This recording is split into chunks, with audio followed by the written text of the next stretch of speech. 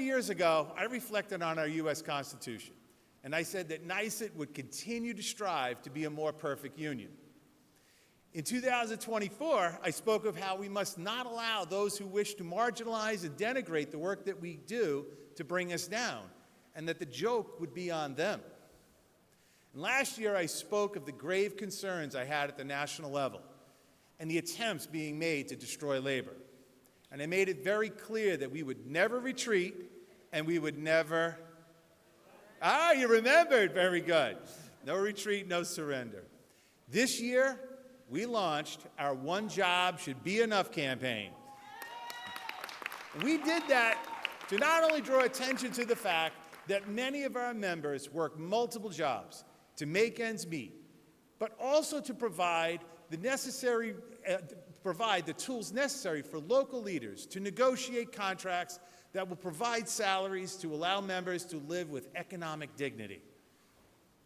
We have met with thousands of our retirees who continue to support the work of NYSUT decades after they have left the profession. Our Union for Life philosophy was never more evident than seeing countless retirees supporting our fight to fix Tier 6, and we are all indebted to them. Now, as a teacher, I told my students that history isn't something that happened to people in paintings and black and white photos. It's something we are all actively writing. I'm going to date myself here a little bit. I think I've got some people in here who might remember, but in 1989, Billy Joel sang a song called "We Didn't Start the Fire."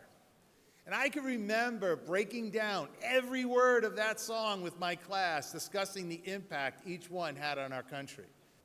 Now, what if Billy Joel updated those lyrics today? They'd be heavy with the weight of the last few years. But as union members, our job isn't just to list the fires. It is to be the ones standing together, to keep the warmth while extinguishing the hate. I've noticed that this past year in particular, I seem to have a greater appreciation for the beauty that exists within our state. Seeing New York in its natural state brings to mind that this land that we share has been here long before us, and it's going to be here long after we're gone. And that we all get to enjoy everything that New York has to offer.